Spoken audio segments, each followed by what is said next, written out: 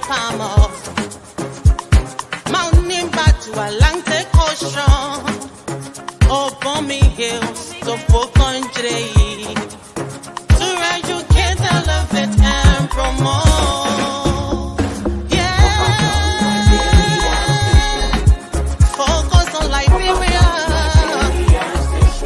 for Liberia, Liberia, for Liberia, yeah. From Monday to Sunday, from Monday to Sunday, it's focus on Liberia.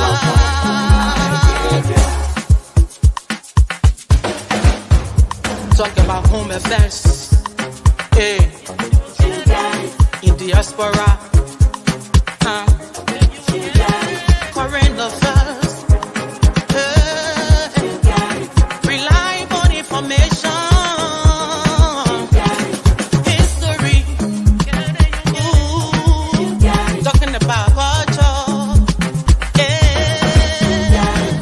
politics, education, entertainment, business, sports, advertisement, articulation. Focus on Liberia. Focus on Liberia. Focus on Liberia. From Monday to Sunday. Focus. Hello, ladies and gentlemen. Welcome to another edition of On Point. If it's on Sunday, 4 p.m. Eastern Standard Time, it is On Point. And with me are our bright and brightest Liberians that will come and discuss the issues, some with a partisan link and some with an independent mind. Obviously, you know me. I am the host of On Point and the unabashed, unapologetic supporter of the President George Weah. No apologies, no regrets. Here we are, ladies and gentlemen. We are calling upon you to share the show. Share the show in your link, on your web pages, in your fraternity rooms, in your society hall. Bring them all on. Let's discuss. Today is going to be very interesting because we have the president-elect of the Republic of Liberia in these United States. For what? We're going to find out.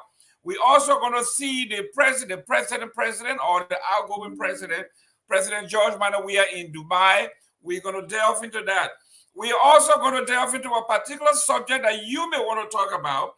Mr. Amara Conan, first out of the gate, says he's issuing 25 graduate degrees or scholarship only to Unity partisans, and especially those that were in the war room with him. Is this how we're going to run our country? That when opportunity comes, it wouldn't belong to either our tribes, our church, our mosque, or our fraternity of our political parties. With me to discuss the issues as some of the brightest minds, we got several things we're going to be talking about. But let me bring on my co-host, Mr. Jimmy Eastman. Mr. Jimmy Eastman from the capital, from the nation's capital. I know you don't feel good because of Miami Dolphin drag the Washington General. It was disgraceful. Kudos to the Miami Dolphins. How you doing that, my brother? Look, I may live in the area, but no, I am not a Washington supporter, Washington Commander supporter, okay? I'm a New Yorker, and my team is the New York Giants, if you must know, all right? So anyway, it's exciting to be on with you gentlemen again. There's so many, a new era in our country's history, and there's so many new things to talk about. So I expect that this conversation will be most riveting. Great. Mr. Kamara, welcome. I know you are a little more relaxed now that you are out of the camping mode. The last time you and I were talking, they were cutting people's ears, and you say, yeah, that's what happens if you don't listen to your uncle, they'll cut your ear. No, that's a joke. It's all over with. But you are in the nation's capital, have the family. How you doing, my friend? What an ear business, you Frank. What are you doing? But thanks for having me, man. Mr. Kamara is here. Mr. Kamara, to be clear, he is not a unity partisan. He is a supporter of Joseph Boakai, President-elect Joseph Boakai. He wants what he thinks is the best for the country, and there are certain reasons why he supported the incoming president, and he would be the best to speak to that. But we have issues in Liberia. We have political issues, like I discussed from the jump. This 25 scholarship from Mr. Amara Connor, there was no information. The criteria were you have to be a unity partisan, only unity partisan. So we are saying here, if opportunities come, this is the new government. This is the government that have been talking about the Weah people. They are the people from the southeast. It looks like everything going to the southeast, and they look out for their own. And this new government, these things wouldn't happen. When the President Weah gave out scholarships to educators for children in the country, he didn't limit it to children from the southeast or to seditious.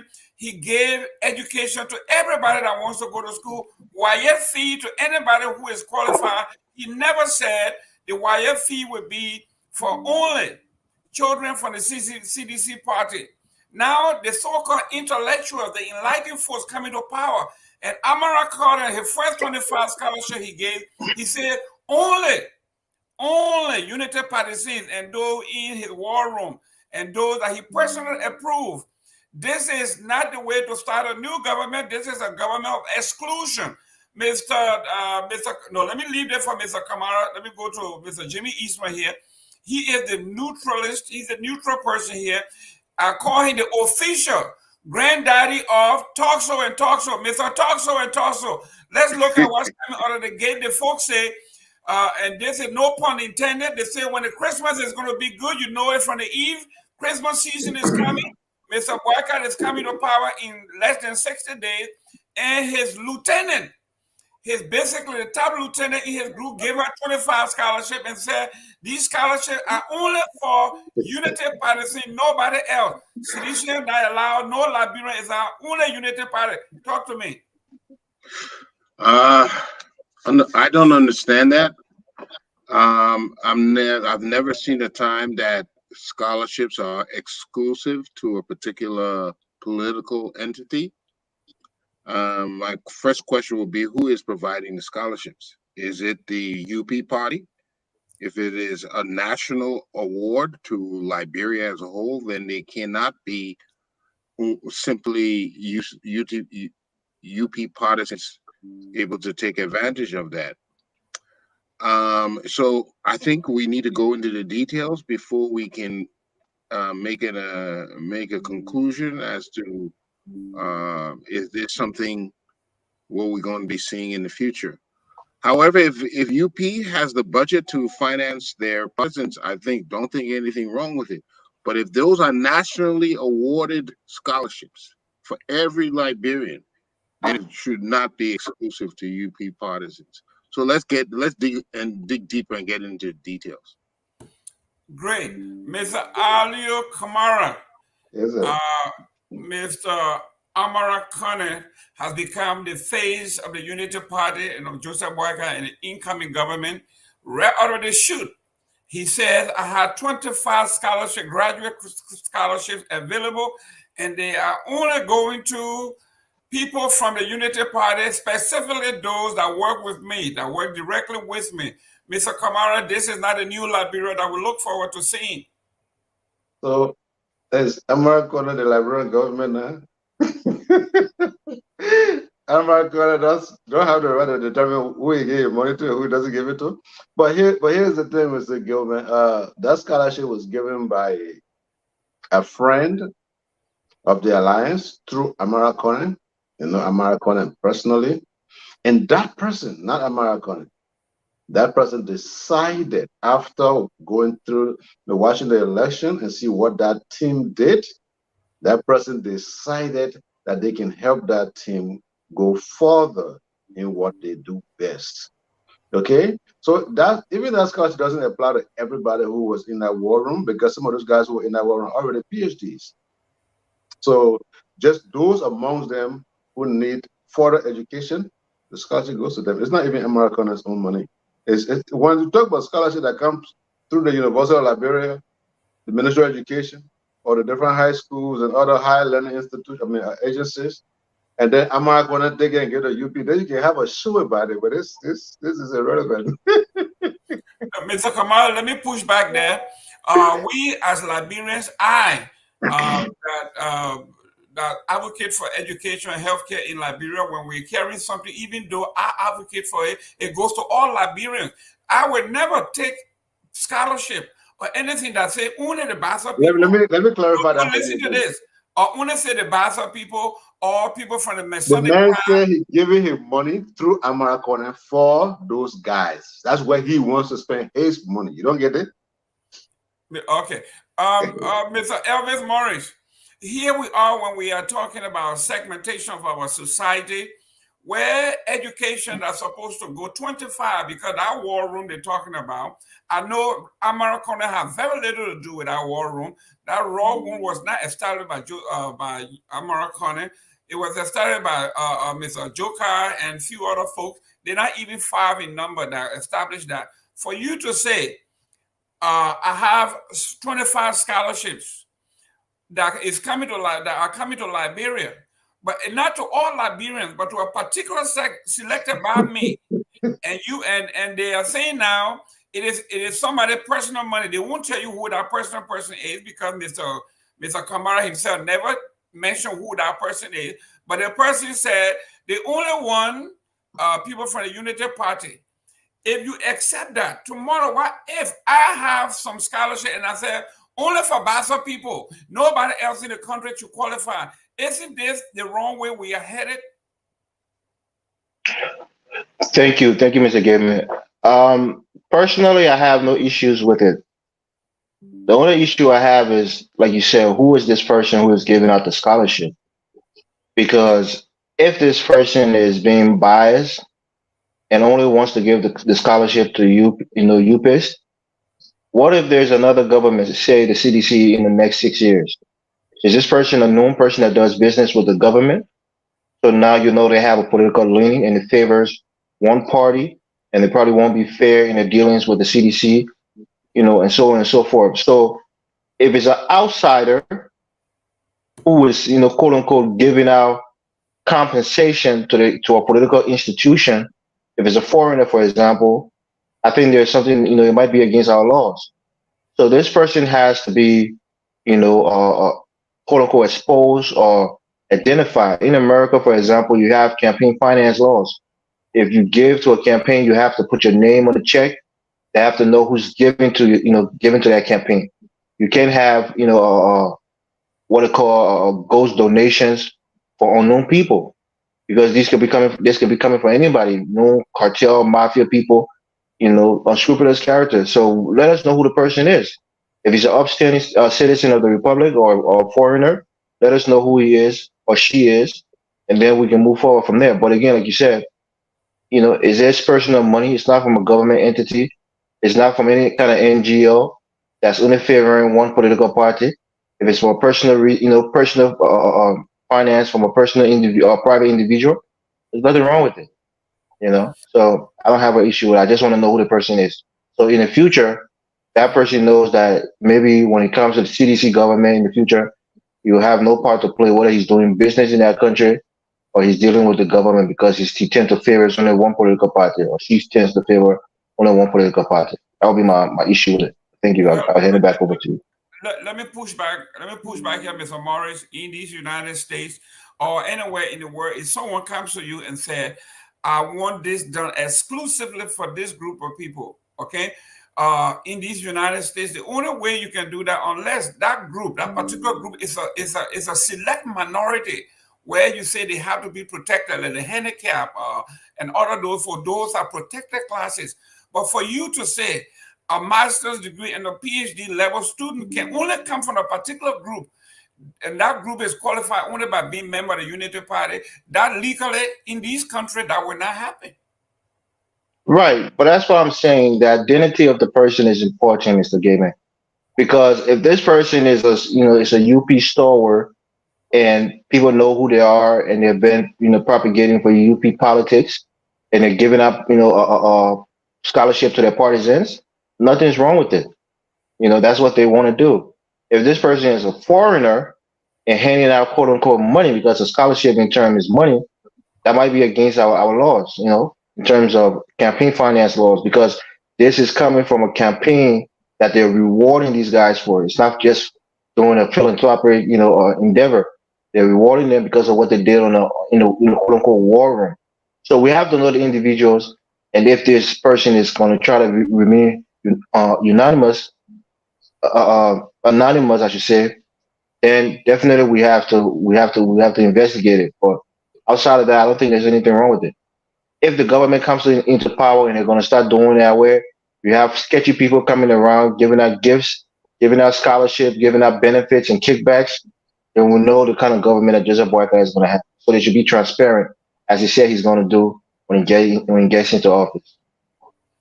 Mr. Eastman, here we are. The excuse that Mr. Kamara and Mr. Morris is saying here, as long as it doesn't come from the government budget, okay, you can select to do whatever you want to do, which I find to be very dangerous, because if the president or the minister or anybody go outside the country and advocate for Liberia for scholarship, okay, and that person can come and say, well, my friend in Dubai gave this money through me, and he told me to do it this way. It's outside the Liberian budget. Don't you see this to be a very dangerous precedent? Well, let's proceed with caution. There are times when we have a philanthropist or any organization willing to do things for developing nations as a show of good faith, as a show of advancing humanity. So we have to allow for that.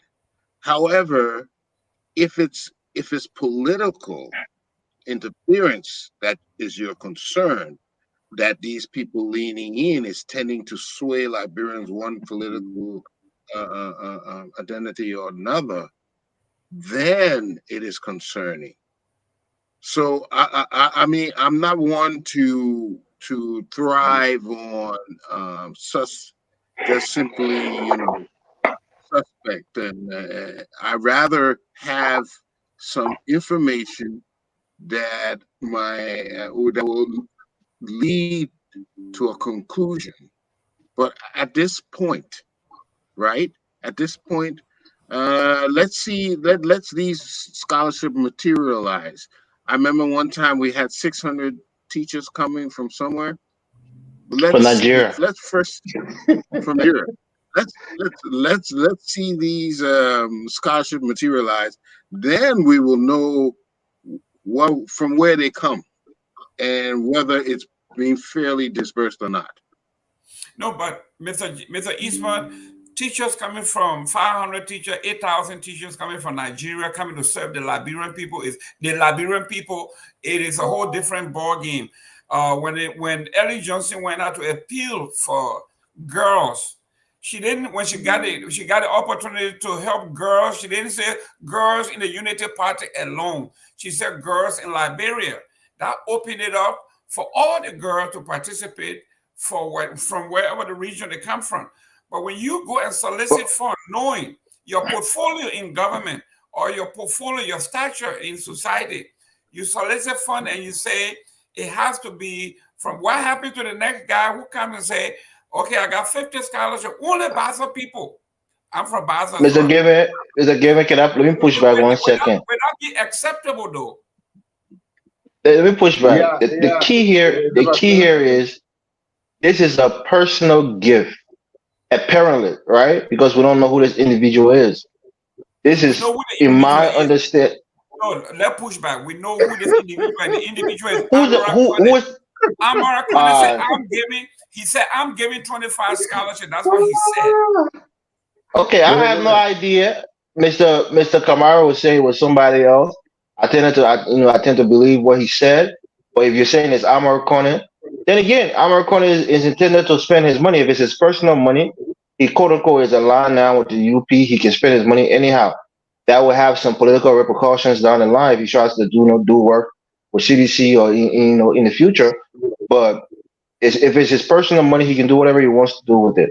He's not he can take the money and spend it only on the people from Bapalu. He can take the money and spend it only on his people from his village or people from his mosque. So people are free to use their money however they please. He's not in a quote unquote executive branch or he has to serve the entire nation. He's serving a county and his interest of being that county and he's a part of a political institution. His political interest is maybe in that political institution. So if it's Amarokone, I don't think there's anything wrong with it. If it's a foreigner who's trying to buy favor from a particular political institution, it might be against our laws. We have to look into it. But that person needs to be known. If it's Amarokone, let him say it's coming from his own pocket. If it's a friend of his who is a foreigner from Ghana, quote unquote, because there was people coming from Ghana, then we have to know who that person is. But I'll leave it there. I'll turn it back over to you, Mr. Game. Mr. Gilman. Yes, go ahead, Mr. Kamara. Listen to this.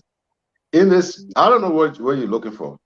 Let's just say if Amara Kone was the committee chair on education and he received money as a sitting lawmaker, then at least we have something to discuss.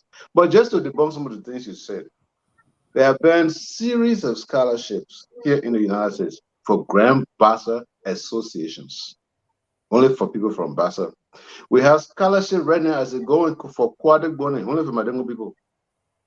Okay? Those are not government money. They're not national money. You have nothing to do with it, Mr. Gibbon. But go ahead.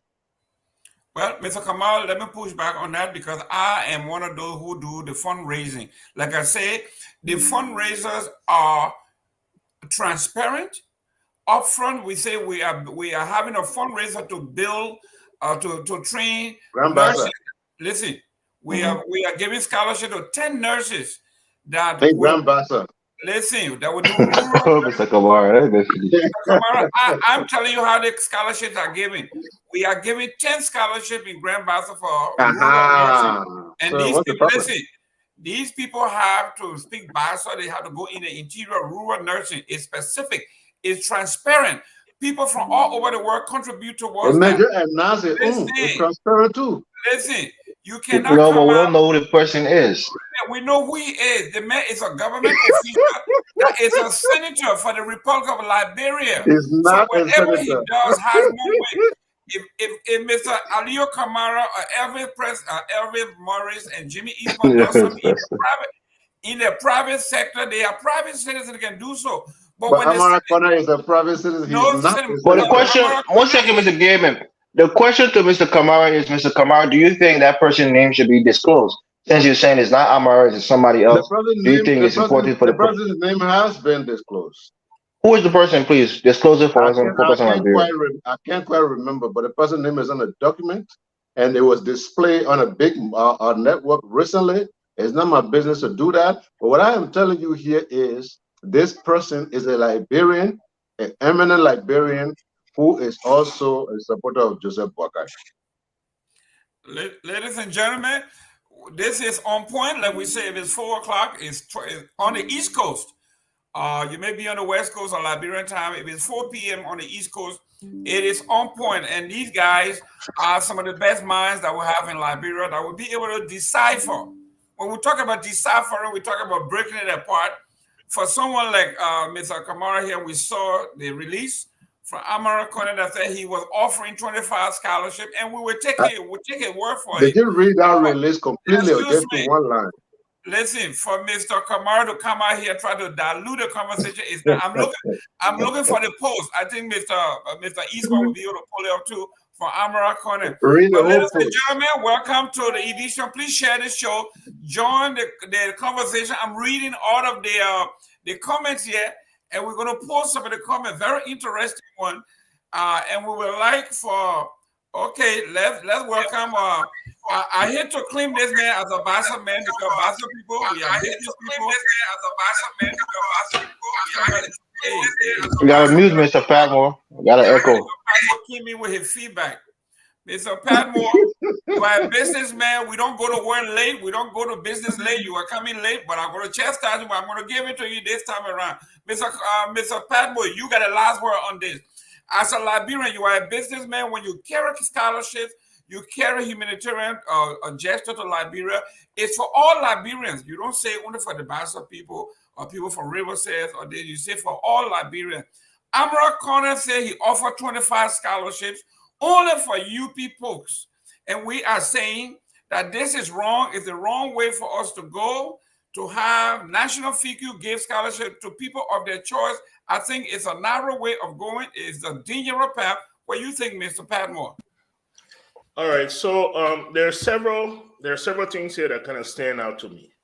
The first one is, why was this put on Facebook? Is he muted? No, Can you hear me? No, we're hearing him. We hear All you. right, thank you. So the first thing was, why was this put out on Facebook?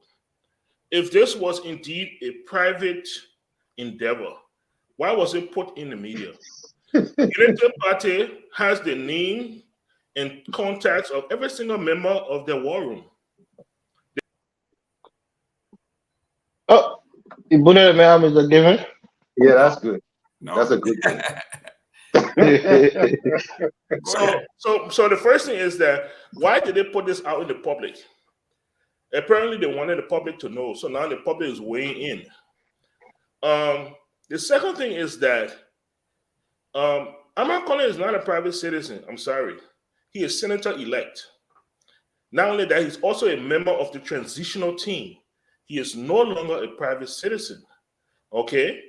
It is important that we understand these things. The third thing is our laws on campaign finance, like you said. I remember when US Weah became president and he started flying the private jet, people started to ask, and there were rumors that he had purchased a jet, and he came out and he said, no. My friend in Burkina Faso just gave me a plane to ride to boost my morale. Some of us started to ask questions. Who is this friend? Is that all that a man, personal friend? I said, no, this is a government official. When people give you gifts, there are laws surrounding those gifts. But the most important question we ask ourselves is, what do they want in return? Less than a year later, Ibamov surfaced and were able to connect this Burkinabe to Ibamov. And because of that, Ibamov did not happen in Liberia because it was a conflict of interest. He had gifted the president. Now he was looking for contracts in Liberia. And we said, no, that can't happen because now there's a conflict of interest, there's a compromise. This is why it is important that we know this individual. Nobody cares about 2025 scholarship. We don't even know whether that thing will even happen. The UP board ain't they won't lead the country right now. I beg you, yeah. They now suffer for 18 years and the choppy coming happy. They tell and say they must go Europe or somewhere to go sit down for scholarship. No, they won't eat their own food before they go. Most of the people won't even take that scholarship. I can tell you right now. But it is important. That's why it is important, because United Party has told us this is a new dawn. This is a new Liberia where there will be transparency and accountability. When you start hiding donors, that is not transparency. It doesn't start off the right way. It brings us back to the old UP and makes some of us start thinking, are we back already? Even before you have put your hands on the Bible? And this is why it's a smear. And they need to do better. Thank you so much. Thank you. Okay. Let me pull up the release here on Facebook on Amara Conner's page 6 days ago. He said 20 graduate students, 20 graduate study scholarship for young professional members of the UP Alliance's Situation Room only. Yes.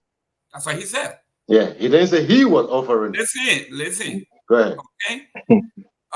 To study abroad and offered by a donor. There you go. Quality education matters, and preparing principal leaders are the building credible credential for the state. So here he is saying they want to develop principled minded Liberian for leadership. So only those 25 people should come from one party. If you were talking about leading 20. the Liberian Republic, 25 to train 25 No, a UP principal man, leaders. will take personal money and go train CDP. Listen. Go ahead. If you are a leader of a nation, because when you are a senator, you are not representative for a little place, you are a senator for the whole nation. Every law you make is binding on the nation. So here he is, he's looking for 25 principal leaders. But those leaders, they should only be unity partisan. Isn't that where we are going? I hope that donor is not Stanton Witherspoon. I hope that donor is not Stanton Witherspoon. But does it matter where the donor come from when we're looking for top? No, because then it's stolen money. It's money. It's money that is tinted. Okay, Mr. Eastman. What is that talking about? If we are training the next 25 leader, potential leader, principal leader, according to them, principal leaders of the Republic of Liberia, and you say those 25 leaders are only going to come from the Unity Party, isn't that a place for concern? It's making here. So Eastman. Okay, one down. Go to the next one. You need to go back out and come back in. Mr. Eastman. You're muted. Okay.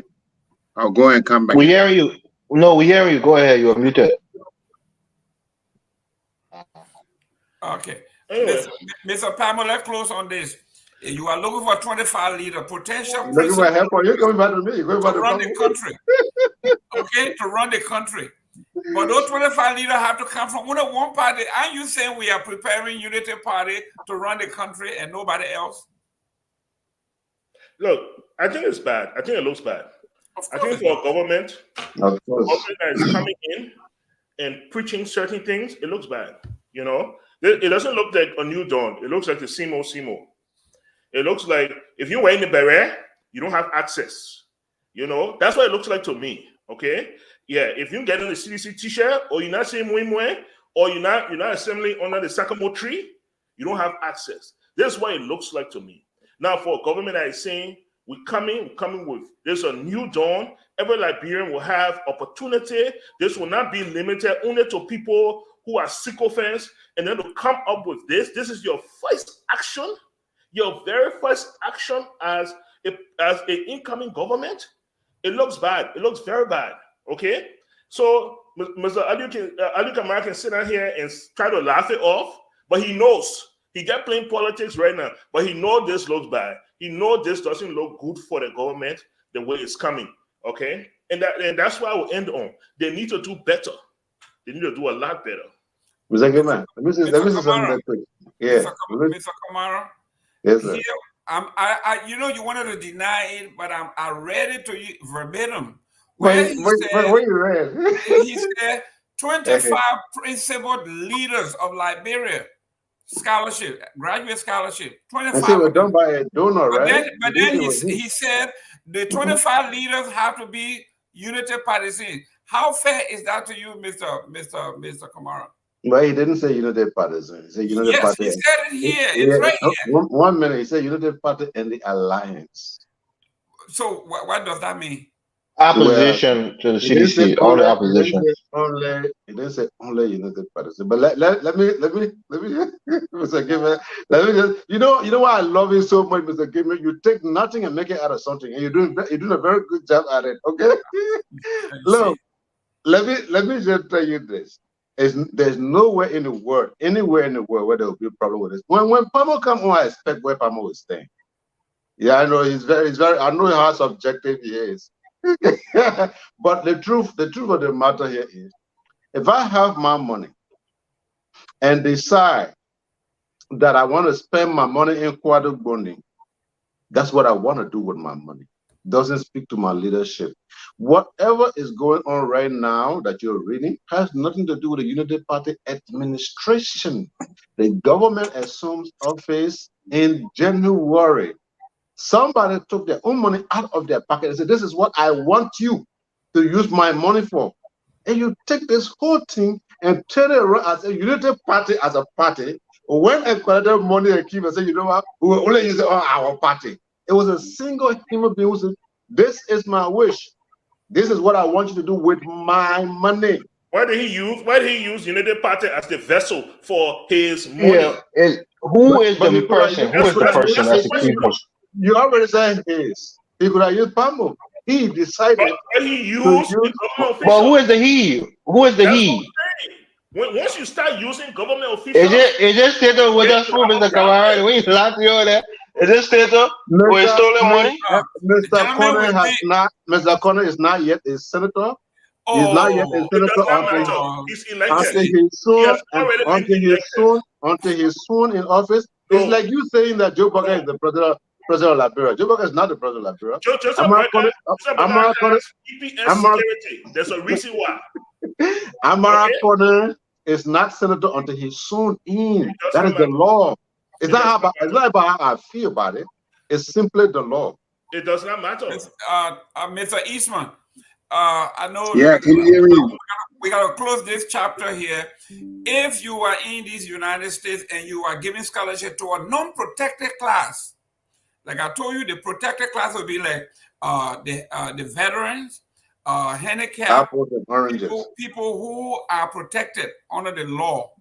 If someone came to you and said, I have 25 scholarships, but they have to go to only children of the Confederate flag, and you accept that, you will be as guilty as he is when I'm going out there to lobby and someone say I have 25 scholarships for Liberia to be the best they can be, but they have to be only from this particular group. That means you are putting one group above the other. If it's for Liberia, for the best of Liberia, and you want 25 principal leaders, future leaders, you cannot say they should come from one political party or the alliances. If you want Liberia to be the best it can be, it should be 25 best. And the next question would be, how do we come up with a criterion that will qualify people to compete? You can't just say we got 20 political parties that were in the election. Okay, let's say 9 of those endorse Joseph Boakai. So we got 9 that will benefit and 11 will be excluded. Isn't that discrimination? Look, I'll be the first to cry foul if somebody were to discriminate against somebody else. But if somebody wants to give a gift to a political party, they can do that. If I said I will give 25 scholarships to UP partisans or 25 scholarships to citizens, I have the right to do that. Yeah. I have the right to do that. Mr. Eastman, I agree with that as well. No, Mr. Eastman, the reason you have leadership is this is when leadership come in. If someone came in, I'm a leader, and the person say I need 25 scholarship, PhD for only bachelor people, I should say, you know what? That's what you would say. As a private citizen, I can do that, but as a leader of a nation, I cannot accept that. I would suggest to you to open it up to Liberia and let Liberia benefit. Mr. Gayman, you're a Republican. Have you heard about Sheldon Adelson, who donated billions of dollars to the Republican Party? Yes. Or even the Koch brothers, who donated billions of dollars to a political institution and not to the entire nation? That's correct. And those are all legal. Well, that's where the interest is. So they donated the money to that political institution. Listen to this. When they donate this money, it is for political reasons. It's for interests. They call themselves interests. They have an interest. Who interest is Amara Corner serving? That's what the question. But it's not Amara Corner. That's the issue, Mr. Gayman. It's an individual. That's why knowing this individual is important. Listen, Mr. Padmore, whether it came from somewhere else, it is Admiral Current that is being used as the vessel, as a national leader, Mr. Padmore. Someone said, let me use you as a vessel to do illegality. You will say, you know what? As a leader, this is not right. Go ahead, Mr. Padmore. Close on it. Let's go to the next topic. Okay, so I don't believe it's illegal. I do believe it's improper. I believe it is improper. I believe that Amara should have been smarter than this. He's a very smart guy. I believe he should have been smarter than this. I believe he should have headed this off. He could have done one or two things. He could have removed himself and said, no, as an incoming senator, I cannot do this. Look for a private organization. I have a lot of private non-profit organizations in Liberia. So look for a private organization, go through them, and here's the list. You do what you want to do. But once he accepted it onto himself, I expected him to be smart enough to say, no, we cannot do this. We can't start off this way. We'll start to isolate other people. This is what the previous government did, and we don't want to start off that way. So I expected him to head it off, and he didn't. So it's improper. It is improper. I don't think it's illegal, but it is improper. It is definitely improper. So, yeah, so I will end with that. So let's move on to that. And 10 seconds, please. The thing that's even more appalling about it when it comes to the whole thing, there were people who worked harder than those in the war room. People who've been working hard for UP and Joseph Boakai campaign for years. Women, young people who have been working, who deserve some of those scholarships. Not just because those people in the war room. Those are not the people who won these elections for Boakai. There were other people who worked very hard. But again, that's not my political affiliation. So I could care less, but I'm just saying it's unfair to the people who work for years to get everything done, to get people to go out and vote, and influence people. So again, that's their choice. I just want to add that little caveat to it. Okay, gentlemen, before we close, what if this was just a half fake?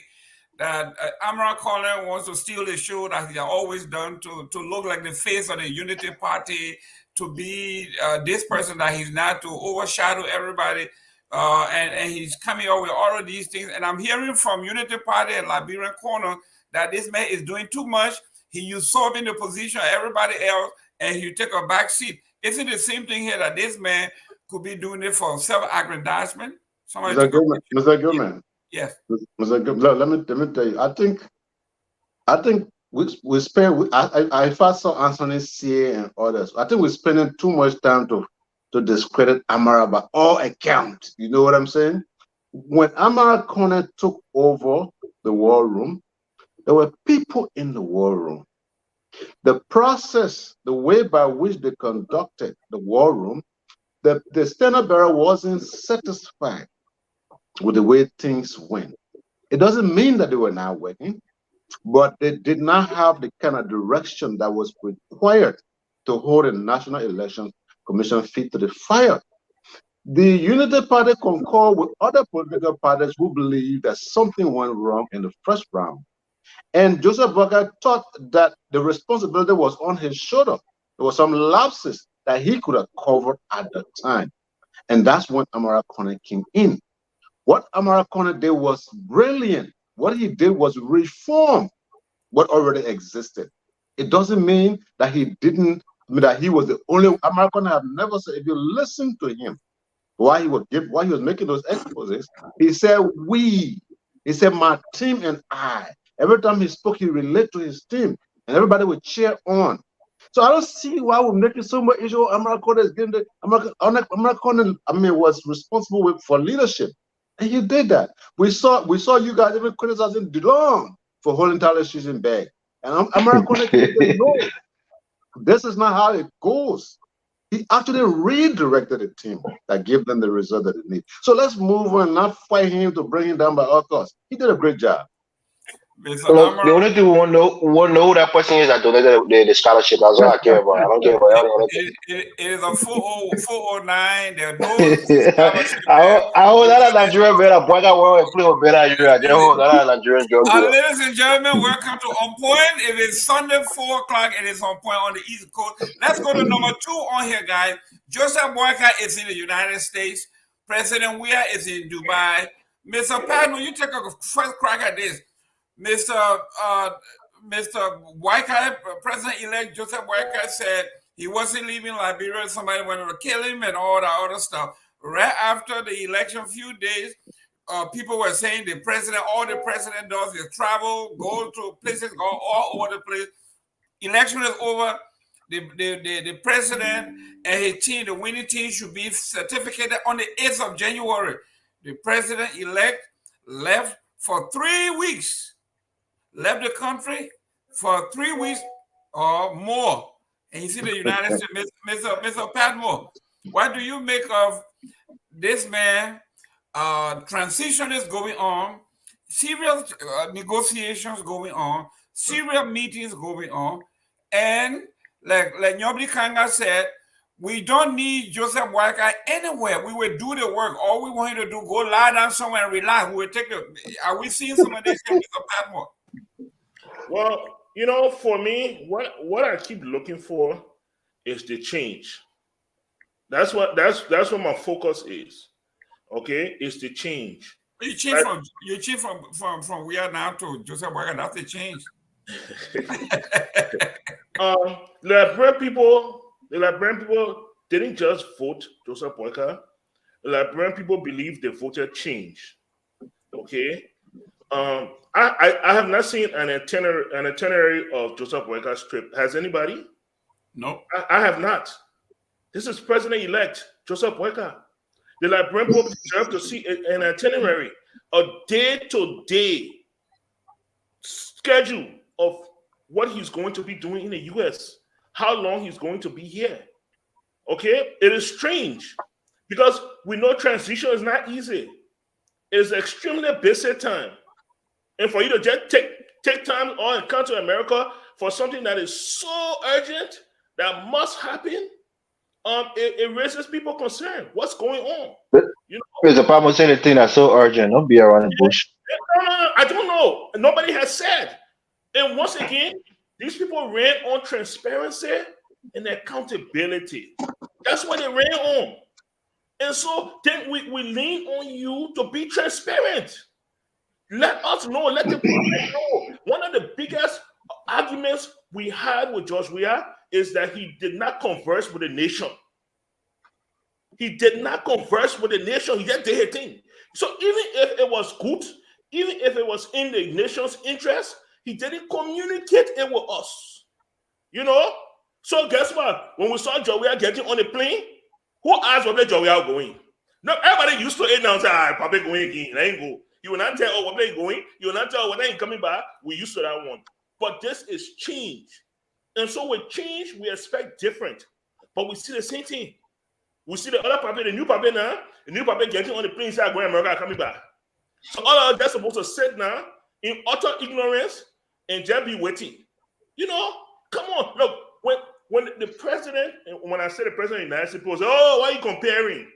But if we want to do better, then we have to emulate people who we believe do better. You want to know that when the president of the United States is flying places, they give you a full itinerary. This is why he's going to be on so and so date. This is what he's going to be meeting with. This is what's going to happen at this time. And they will go down that list so the American public is informed. And, and this is what we expect from President-elect Joseph Boakai. We're not waiting for January 22nd for you to wear clothes and then say, okay, now I'm ready now to be your president. We expect it from day one. We expect it from today.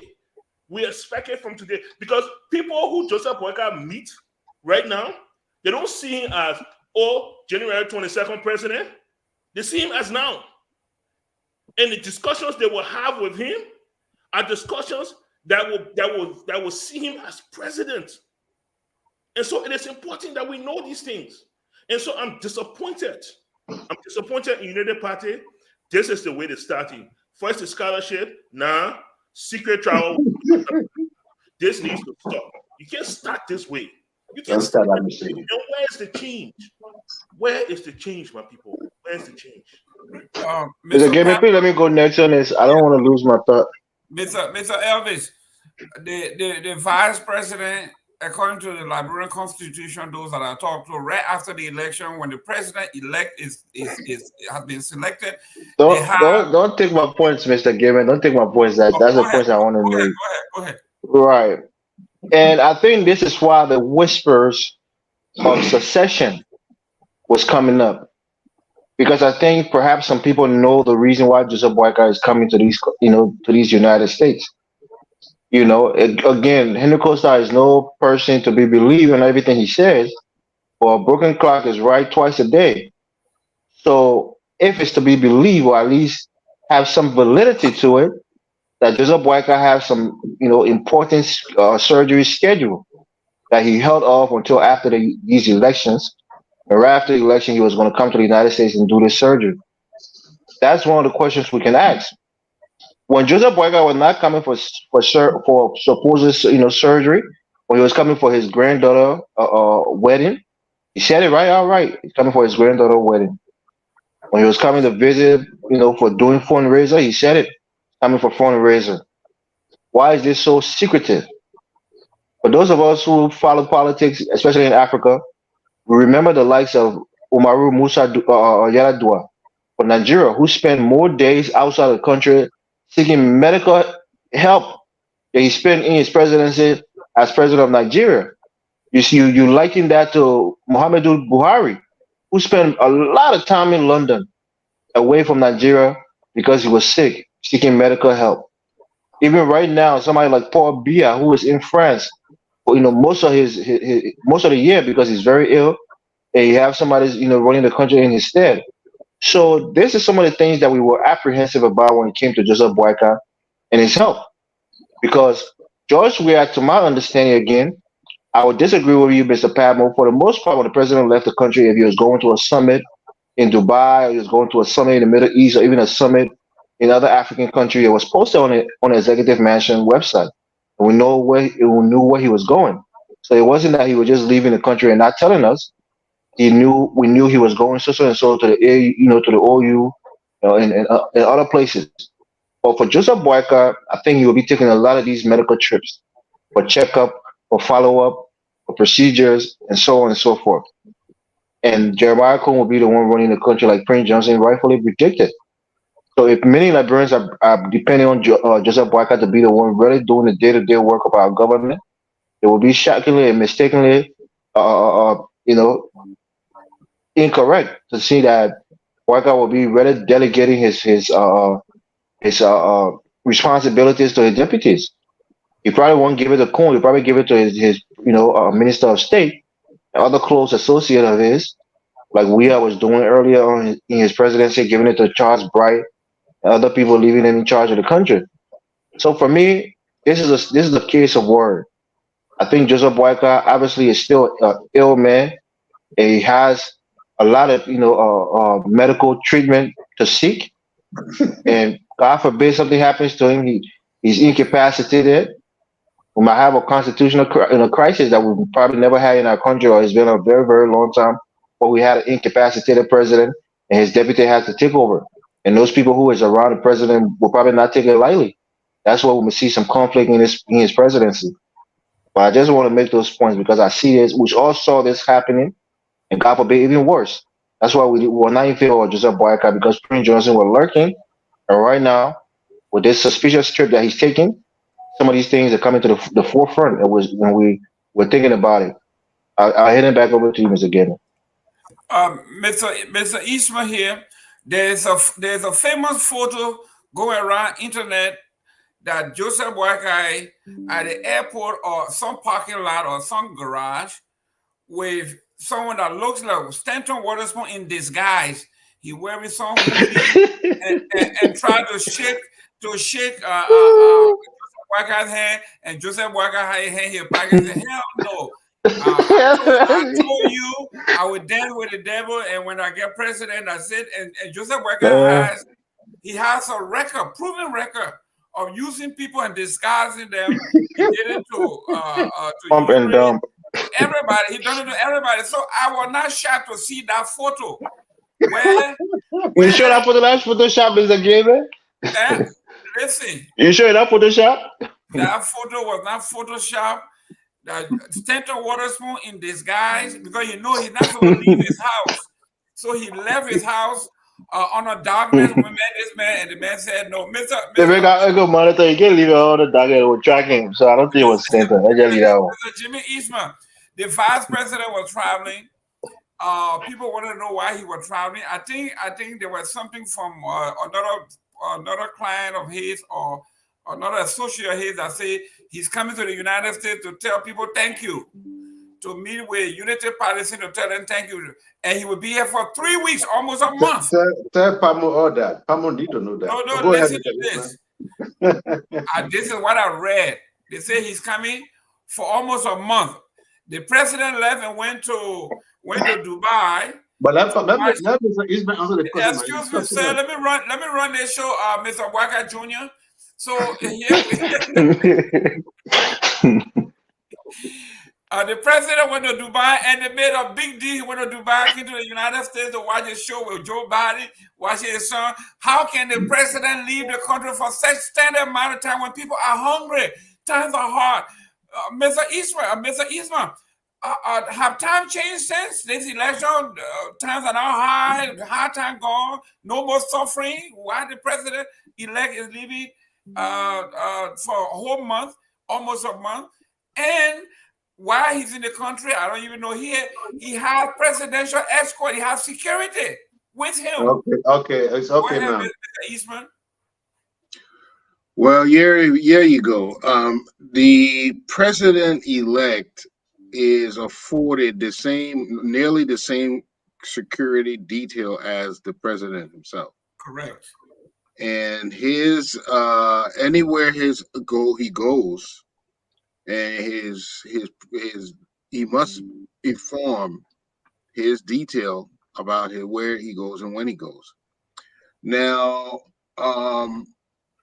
it's nothing that I've seen before that president-elect will simply just get up and leave without explicitly saying what he's going to do.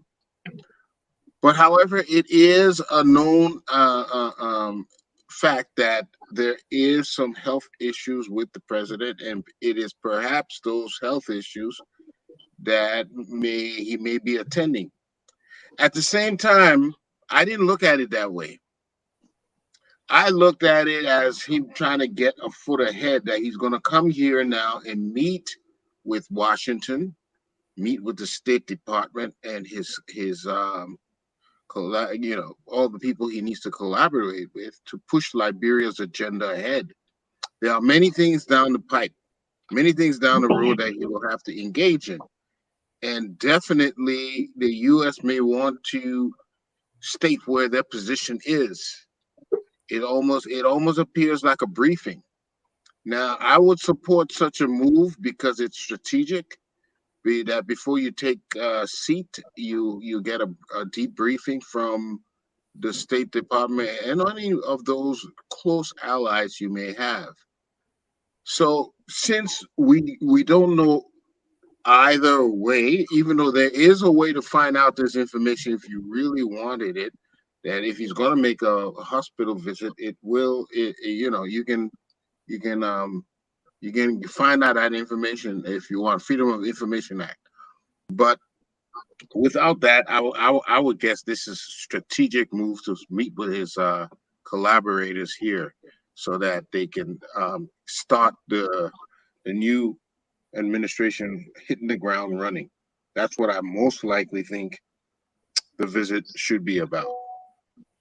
Great. And for your information, my dealing with Washington, D.C. and other places, I've never heard of anywhere where an official that has not been sworn into office will be given access to state Right. secret and state documents. That never happened. Mr. Kamara, talk to us. You are here just like we are, so we all have the same information. I know you pretend sometimes to be in Joseph Boakai's orbit. Tell us the itinerary. Where is he now? What is it? What is Joseph Boakai's itinerary for the time he's here? Anthony Gears in the back, Mr. Gamer. First of all, let me disagree with you that just because he's only elected, he can't get access to government documentation. That is not true. That is why you have transition. In the process of that, he has a lot of information, both classified and unclassified. So let's just admit that. 2 days prior to excuse me, you say classified and unclassified? Yeah. Who said for you? The United States invited you to come to America to debrief him? Who said for the man? I will let Easy Dollar go ahead. But that's not what I said. But anyways, listen carefully. Okay, 2 days prior to Ambassador Boakai. Mr. Kamara, real quick, who is this guy on our screen here? Anthony Gay, how do you say the darkness? You sure it's not Isaac Hayes? This is Anthony Gay, my I man. didn't download that. Mr. Kamal, go ahead. Next time, I'm coming in the dark, my man. No, we need light. You can't count on like that, man. Get some light. Where Carl? Yeah, I mean, what? Yeah, My what is man, this and vibe right everything I now? got here, but everything I got right now. No. No. It's no surreptitious. So y'all, The man say he's a technical guy. What was your engineer? Go ahead, Mr. Kamal. All right, so this Joseph Boakai, 2 days prior to his departure from Liberia, it was all over the press, Mr. Gilman. I don't know where he was. Again, I'm not running the orbit of Joseph Boakai. I'm not one of the closest people to Joe Boakai. Like I told you, this entire campaign, I met with Joe Boakai once, and it was unofficial. So I'm not even one of the guys that Joseph Boakai is listening to for advice. But the truth of the matter is, whatever he does, you can see it for yourself. If he does the wrong thing, we'll say it. If he does the right thing, we'll say it. 2 days before he left Liberia, he told the whole country that he was coming to visit family. He was also coming to appreciate the different auxiliaries that supported him and other foreigners in the United States who have been wishing for him to become elected. And that's why he's here. I hope he goes to a hospital because I as a man who is under 49, I do go to hospital. But I'm more about a man who is approaching 80. Man, don't tell her. You're not. You have to be Sure, you're not for that. Hey, for that. I used to call that man uncle in Liberia. I'm 62 and he's 49. We're not The difference, the difference between me and some of you is I was born in a hospital, not on the farm.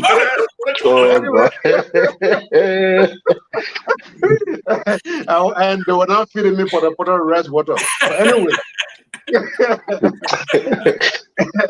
that's why I'm well grown. I'm not looking tight. But anyway, look. Okay. So everybody knew where Joseph Boakai was. Joseph Boakai already told you. Now, what you want to hear from him, that's a whole different game, Mr. Pamo. You can decide you want to hear from him that you're going to the hospital. That's what you want to hear. No. He has told you why he's coming. In the middle of transition. But are your business? First of all, yes, it's our business, of course. He's our president-elect. In the middle of transition, yes, stop everything and say, you know what I mean? Jeremiah can take care of everything. I go to America, I go visit family and friends. In the middle of transition? T-E-A-M. But let me tell you this. There you go to the point, Nima, who really elected him. Not people in America who really did anything for him. Let me learn that. Go ahead. Go ahead. You come out, you protect it. If you show me any paper from the central bank where the Minister of Finance Ahmed Twai signed on to pay for Joseph Boakai's trip to America, I would support you 100% here that Joseph Boakai was wrong for coming at any time at all. I rest on that. So let me get it clear. So you are saying as long as so who paying for the presidential details to travel with him? Who paying for those guys? Like Joseph Boakai, money coming from the pocket? I don't know what you call presidential details. The EPS no, meaning the security guards, the people that is with him, the EPS people. I've always been with him. EPS have always been with him. But who paid for the plane ticket? Who pays for it? Who paid for them? That's why I say you must give the invoice from the Minister of Finance. If the government pay for it. Okay. Well, Mr. Kabari, no, it's not his personal money that's paying for those guys. The government pays for them. I think give me the invoice. You can do that. Mr. Padmore, let's go to the president in Dubai. The president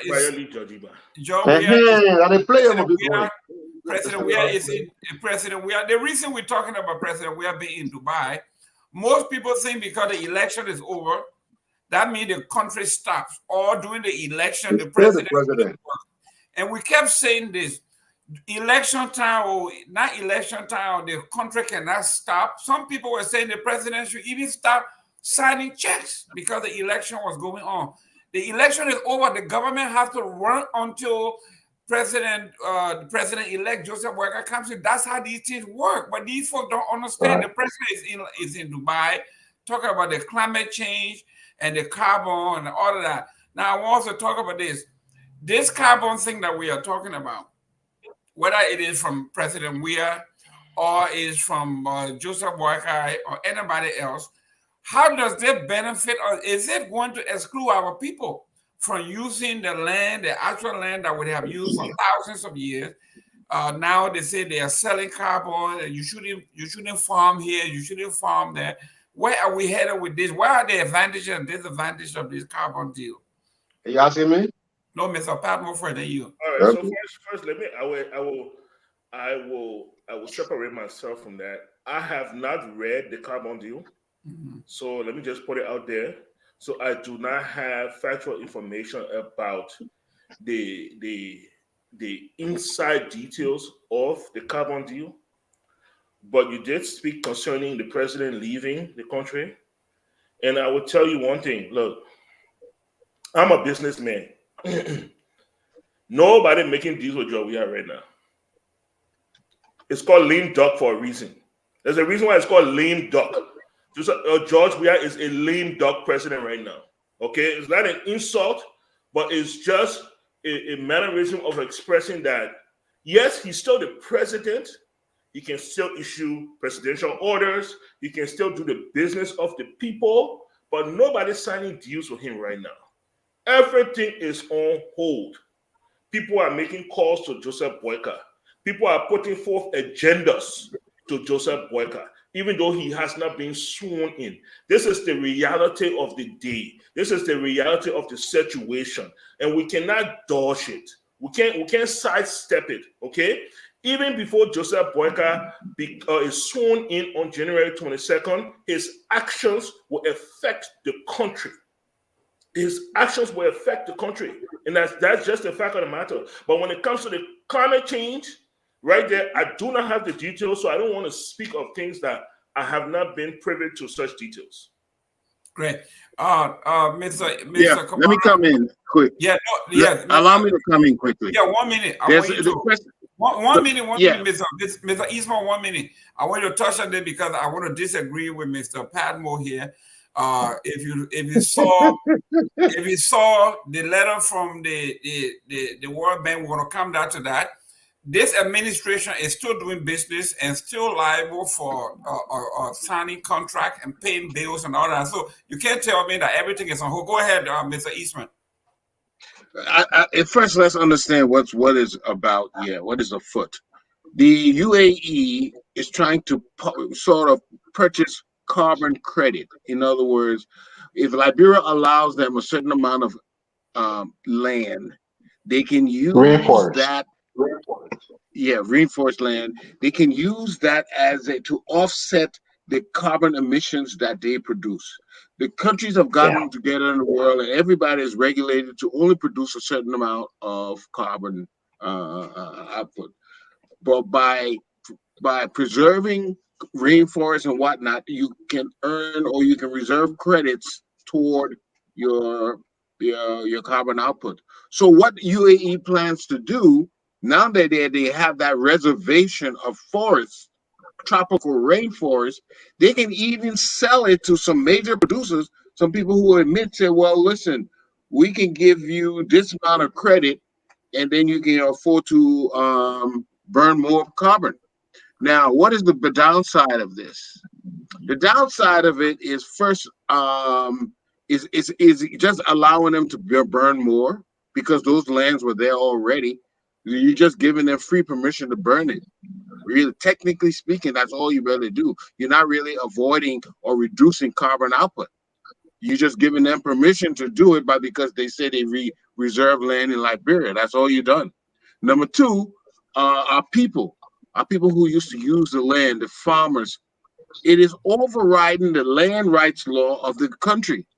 So this whole deal has to be first ratified by the legislature, and I would hope it is carefully examined so that we can determine whether we should even think about doing such a deal with the UAE. Yeah, we will get some money, but even if we're going to get some money, where is that money supposed to go? How is it best supposed to be funneled back into the economy, funneled back to the people who will be deprived of their native land now because of this deal. So I hope this whole deal gets the scrutiny it deserves, because if not, we could be caught holding the short end of the stick again. Great. Mr. Kamal, if you permit me to go before you, please. I want to kind of build on what Mr. Eastman said. No, you're a citizen. You can't go Mr. before me. Okay, go Kamara, ahead. Mr. Yeah. Kamara, you have traveled deeply into the hinterlands of Liberia. You see how the people live their lives. Now, all of a sudden, this carbon thing that I'm hearing about, that they are going to take a swap of land, huge swap of land, like the Sapo National Forest, right? Nobody will be allowed to farm or to do any activities there. And those people that reside in that area, the money from the UAE and other places will subsidize their lifestyle, like they did the Firestone thing, where instead of farming now, we will basically be giving you food. We're going to be giving you things that you need, but don't touch the land, don't touch. Isn't this a bad thing that the West is trying to impose on the least fortunate country like Liberia?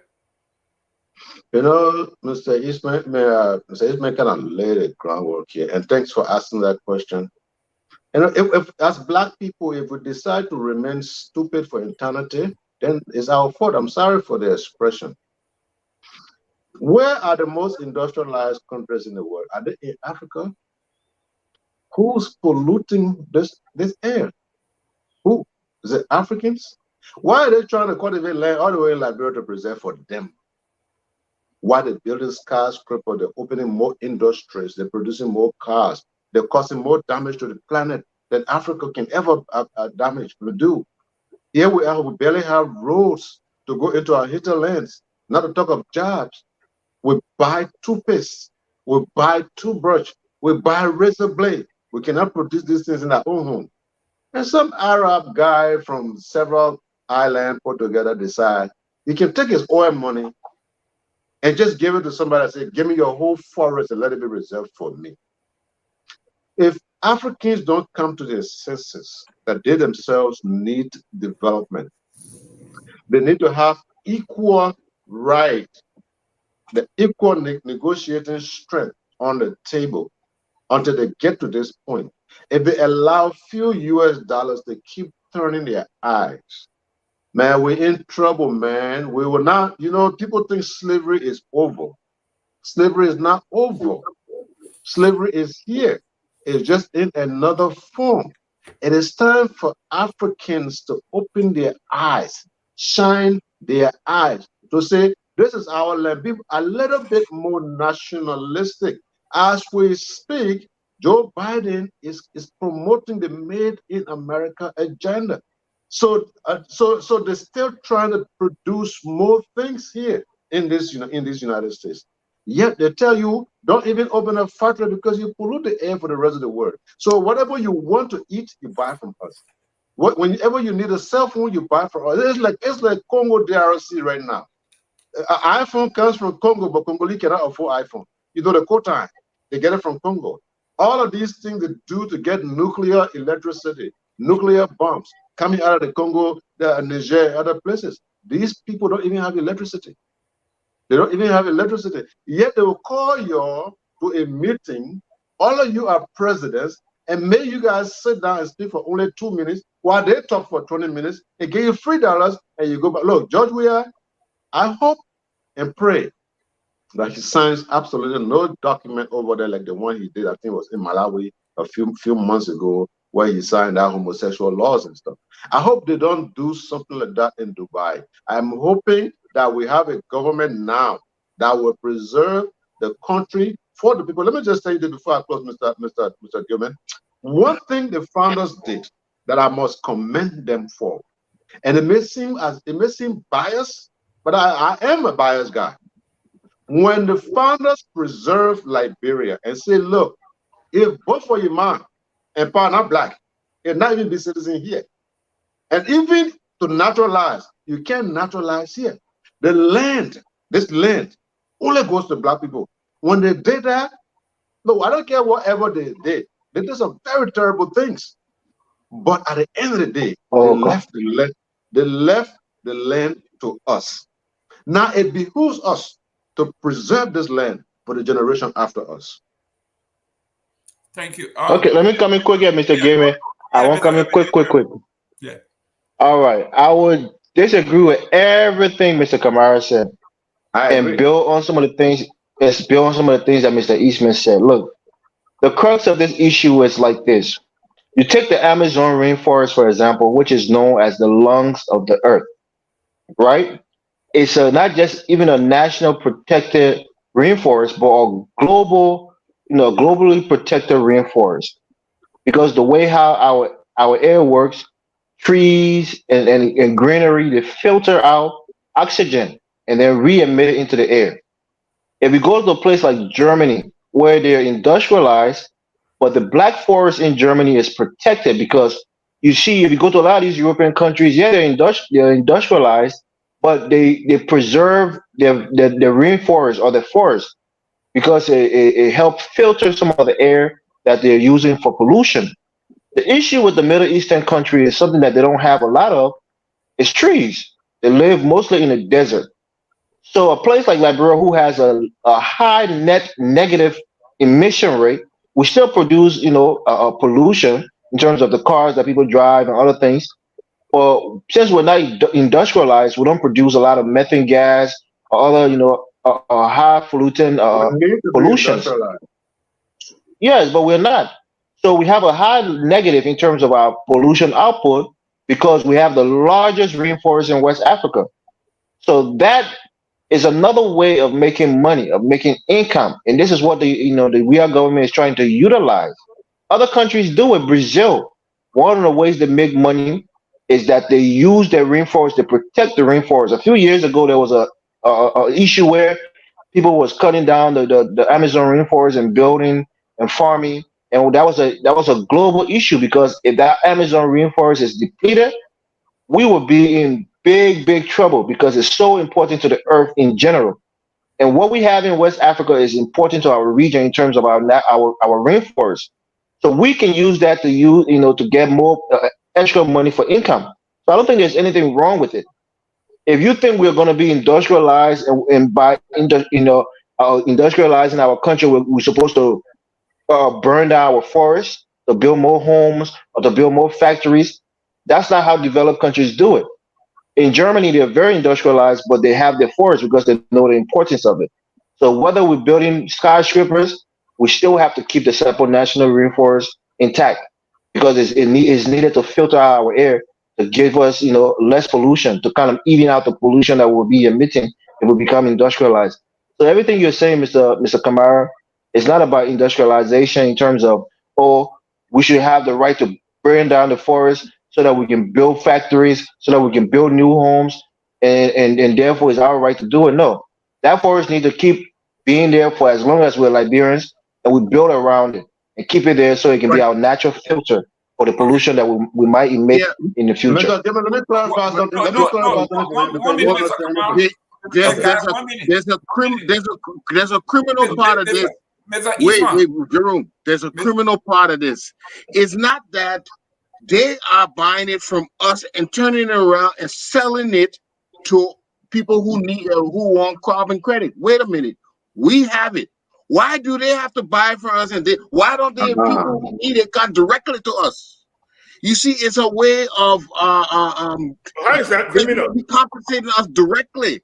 They will get 70% of the profit, and we get 30%, something that they don't even own. So why are we selling it to them? Who they will turn around and sell it to somebody else? If anyone needs carbon credit, they should come directly to us, and we sell it, not give us 30%. This is a worse than Firestone. You know what I mean? No, it's not. The thing, Mr. Eastman. Hold on, Mr. Gaiman. Hold on, please. The thing is, this is not Dubai or the UAE doing this. This is a global company that works with the UAE because they've sold them carbon credit before.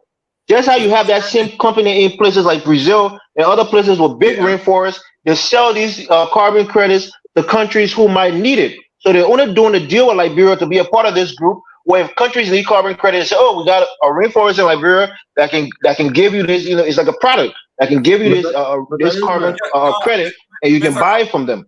It's not Dubai that's doing it. It's a company that's doing it. Mr. Morris, I hate, but I have to agree with Mr. Kamara here 100%. Let's look at the aftermath. Let's look at Firestone per se. Somebody mentioned Firestone. When Firestone came into Liberia, what did they do? They were looking for manpower. What did they tell us? That if you bring all the men from the different counties and you bring them into Firestone and they start working, their family is going to get better, life is going to get better.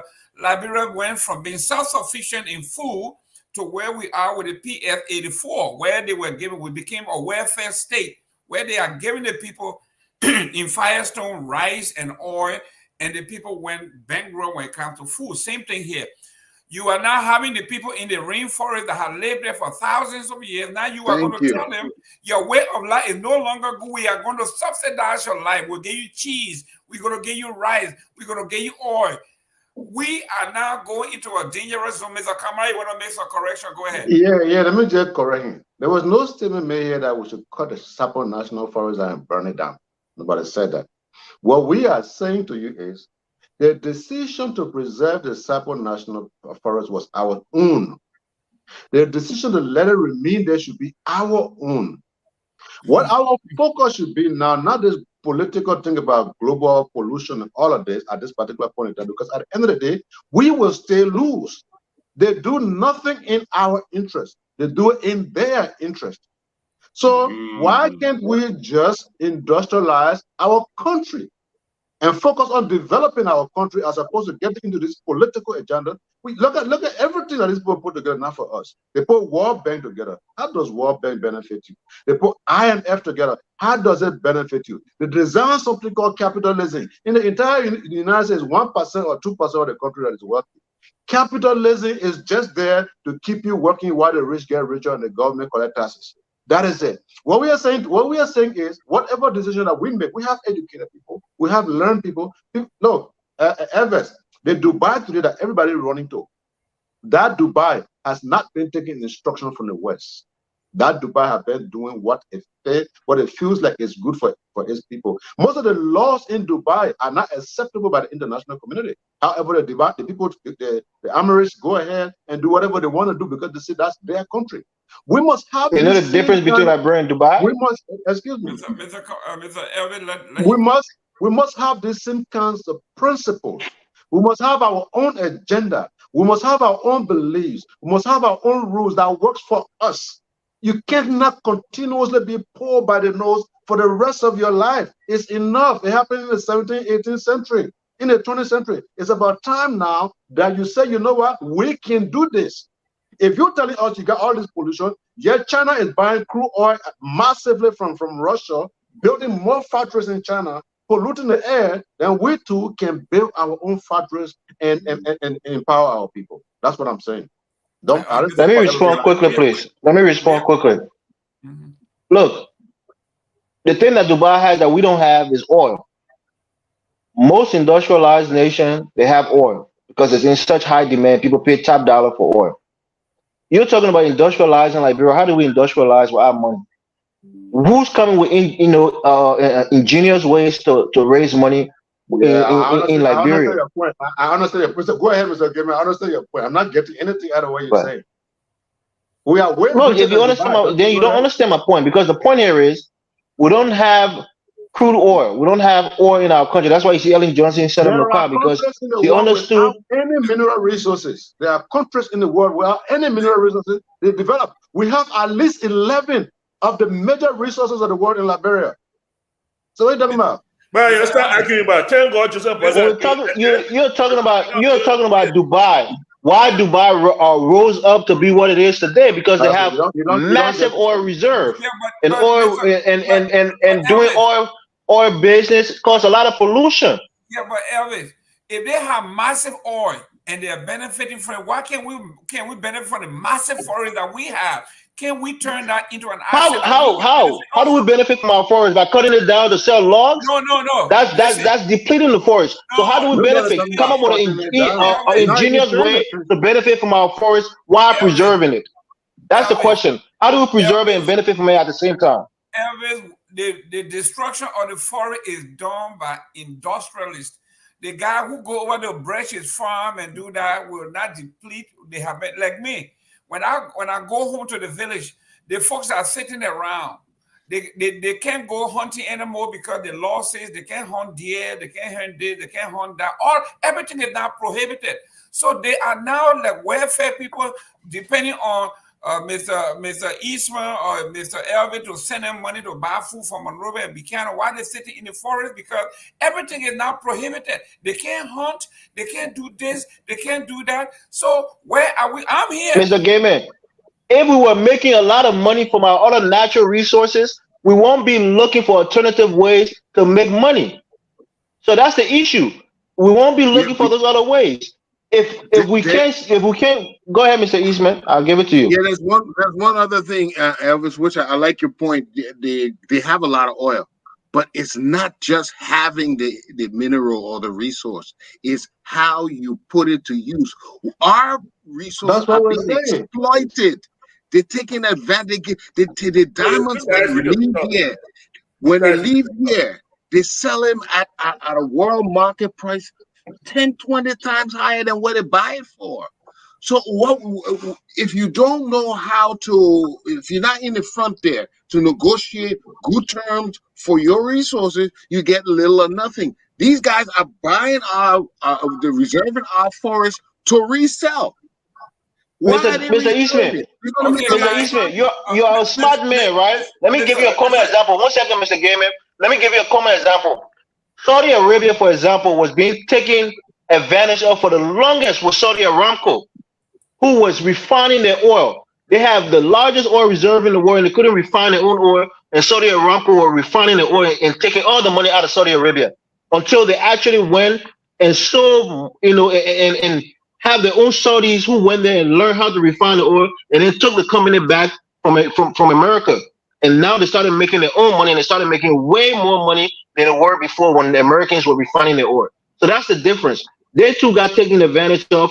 They too, even though they had a resource, they didn't know how to refine oil. Same thing that happened in Nigeria. That's why you have Dangote building the first refinery in Nigeria, because they were being exploited. They're still being exploited until Dangote built that refinery.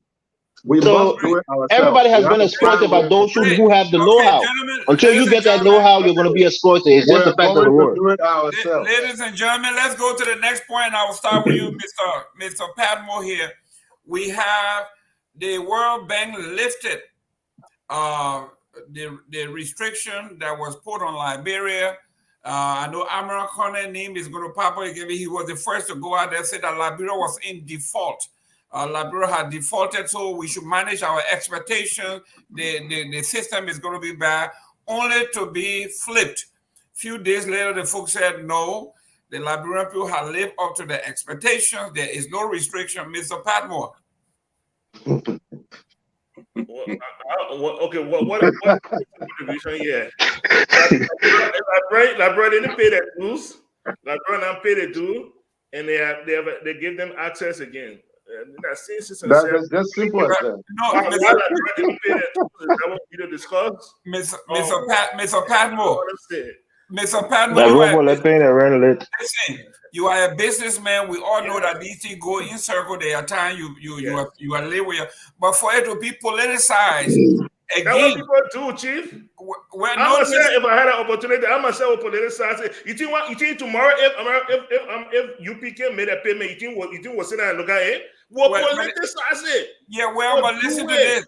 The difference between you and myself and other folks is that you are a professional. Yeah. You know, sooner or later, if I make this comment, if I don't leave a weaker room, I will be exposed. Just happened with this man saying, your expectation need to be calm because look what's happening. The economy we are inheriting, we are throwing $9.8 million in the hole that these people are leaving for us, and this is just the beginning. Only to be told this calming the expectation, the excuse you are giving is not so these people are caught up with their current, with their payment. So now we were talking about what is it, managing your expectations. This man said, manage your expectations because we are uncovering that these people are going to leave us in debt. In fact, there were some Europeans who are saying we cannot keep our promises that we made because this government has taken this country back 50 years. They will take us 50 years to even catch up. I mean, this is what we are coming to Mr. Padmore. So okay, here's the thing. I mean, come on now. That we're playing that politics being played here, you know. You know the party overpromised. That politics, you know, when they were running a campaign, anything anybody tell them, they say, yeah, we'll do it. When anybody bring the other problem, oh, the roads, yeah, we'll fix it. Oh, the harmonization, say no, we'll deharmonize. That campaign, reality is setting in now. You know, reality is setting in. Now you've won. You dance all over the place. You did all the celebration. Now it's actually time to move on. You see, Mr. Kamara sitting here talking about, oh, we must do this. Oh, we must do that. Oh, we must claim this. We must claim. You have the ears of the president. Start preaching to us. Call Joseph Boakai. Tell him, say, Mr. Boakai, we need to do this. That is your place now. That way you need to sing that thing here. You can't sing it to all anymore. All that, you know, is out of the way. But now it is the reality. So guess what happens? After you have won, after, you know, you're running behind again. So when the guy said, oh, I want a dress, man, say, hey, you have the money, you have the money. When I say, oh, I saw someone a shoe, yeah, oh, you have the money, go buy, you have the credit card, go buy a shoe. That's why you can do it. Yeah, oh, yeah. Now you get it again, huh? You have gotten again, huh? Now this time you start telling the guy, say, look, everything, you know, I come and put you on how you call it. Yeah, we got money. We have the money. I get other bills. You know, so I come and put you on stopping. $100 you can't spend $100. When you're chasing me, you get me no limit. You get to me, yeah, the credit card go. Now you get me, now you won't put me on limit. It's reality. We all expected this. We all expected this to happen. United Party cannot. It's impossible for United Party to deliver everything they promised. They all know that. I mean, let me go in. Unfortunately, there are people who didn't believe it, but everybody here knows that United Party can deliver everything. And the ones they deliver, they can't even deliver on the first 1-2 years. It will take time. So now, Mr. Palmer, factor the MCC squared money that they're going to get that George Weah is giving them as a free gift. That's going to empower them to do a lot of things. So we got to mention that. Well, they didn't win the money yet. They only passed the test. Now they have to make an argument for the money. Let me go in. Yes. It's very difficult. Yes, Mr. Kamara, real quick. Yeah, let me just clarify certain things here. You know, just because we're having a great conversation. I'm really enjoying this conversation. Evans Morris, you should go and read about Singapore. What we need in Liberia. That's a unicorn. It's not the rule. Well, Mr. Kamara, Elvis, give Mr. Kamara a chance to do his stuff. Go ahead, Mr. Kamara. Okay, we need to follow the examples of a lot of these countries that came from nowhere to somewhere. Korea, for example. Imagine if Korea was mortgaging all of their lands and their waters. What would Korea be today?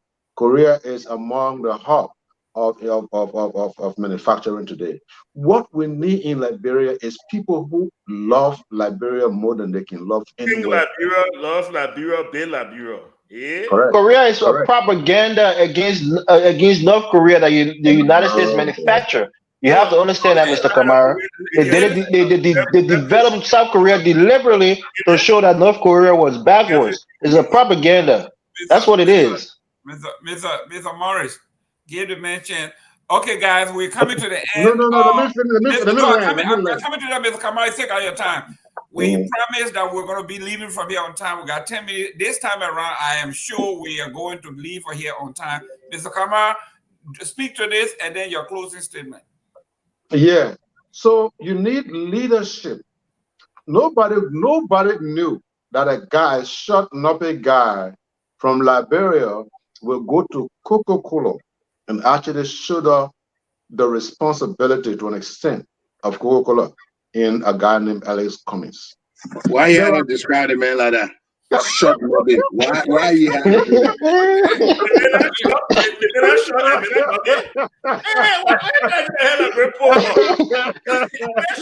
Who political leader? You got to shut it up, Mr. Palmer. Who political leader? And there are hundreds of them, hundreds of Liberians abroad. And we have interacted with a lot of them here. Geologists, among other things. Evans, I put it to you, we can do these things ourselves if the right leadership is in place. Let us stop believing that only those guys who can sit down and call themselves G8 and G7 can tell us what's good for us and what's not good for us. We got to be original. We have to create our own. We can do this. We have the same brain. We go to the same schools. They don't do better than us in classroom. How come after class they can deliver and after class we can't? Because we believe that we must be subjugated. We believe that we must be subservient. We believe that we must follow. It is time that we lead as Black people, as African people, as Liberian. As young as you are, I want you to develop the mindset that you can go to Liberia one day, become a leader, transform Liberia from ground up, like Singapore and other countries did. Thank you for having me, Mr. Jermaine. Thank you, Mr. Mr. Gavin, let me respond quickly and do my closing and be done because I don't want to lose my thought. Mr. Elmer, your closing address. I want me to go. Yeah, quickly. The key here is I think we should follow the China model, even the Ethiopian model, which is transfer of knowledge. One of the issues the United States have with China is intellectual property theft. What China does, they don't worry about so much about the money. They want to know how the United States get these things done, these intellectual properties. So if you're transferring the know-how, how do you think Liberia we know how to industrialize? Of course not. If we would sell our natural resources in return for people teaching us how to industrialize, that's a good trade-off. If we would sell our natural resources for people teaching us how to make cell phones and how to make other technologies that we don't know how to make, that's a good trade-off. That's what China did. China didn't come up with any ingenuity. They traded labor for intellectual properties. That's how they became, the hub that they are today. And the thing with South Korea after the war, the United States intentionally pumped technology into South Korea to show how backwards North Korea was. And they're still doing that today as a contrast to capitalism and versus communism. That's what South Korea is. And then lastly, I want to give a shout out to Freddie Kuwik, the boxer from Germany, whose mother is a Liberian from Saco, PA, Nima County. He just won the welterweight world championship. So shout out to him. And then shout out to Quiddy Pay, who plays for the Colts, Liberian from I think Grand Gita. Their mom is from that area, who's doing very well in the NFL. Just want to give a couple of shout outs to Liberians who are doing well. And then rest in peace to Joshua. We didn't get to that point to talk about the guy who was killed with that whole conflict between the ALCOP and CDC during the election time. The guy who you saw that dropped the rock on his head. Everybody thought he died that moment, but he actually survived.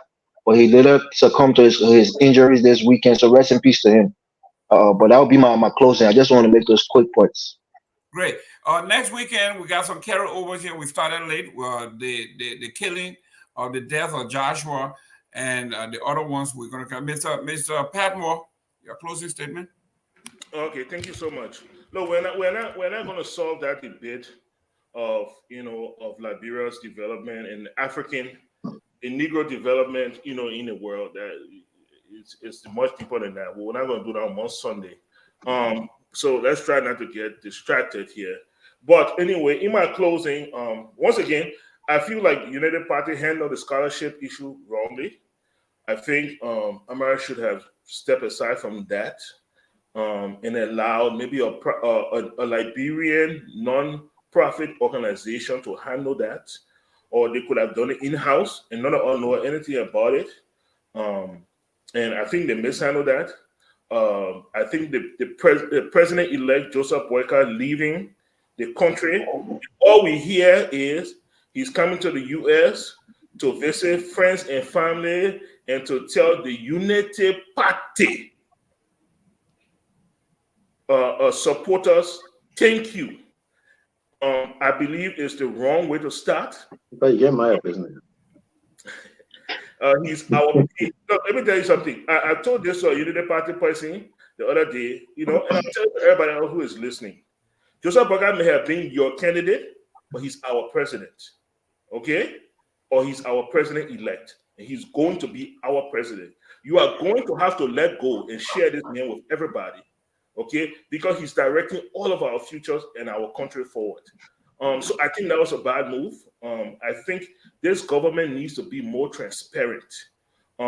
We want a government that is transparent, that is accountable, and that's what we're looking forward to. I look forward to discussing the whole Joshua issue. I believe that President Weah owes the Liberian people, justice for this young man. I believe it needs to be handled the right way. I believe it's going to be one of Unity Party's first tests. Their first test, because there are Unity partisans that are being accused of injuring this man that led. Who concentrated on Unity Party? It was Alcop, not Unity Party, Alcop. No, look very carefully. There are Unity partisans that are being accused of having hand in brutalizing this man. It's going to be very important that Unity Party presents this and sets a standard that it doesn't matter who you are affiliated with, whether you are affiliated with Unity Party or CDC or any other group, justice will be justice for all, and nobody will be above justice. So it's one of the tests that we're looking forward to. But thank you so much, and we'll see you next week. Great. We got 2 minutes. Mr. Eastman, you got one, and I got one. Go ahead. Yeah. So when it comes down to it, we've always had management problems in how we handle our resources, and this problem been old for since we've been around. And some of the problem is not so much that we did not have people that were educated. Oh, excuse me. Go ahead.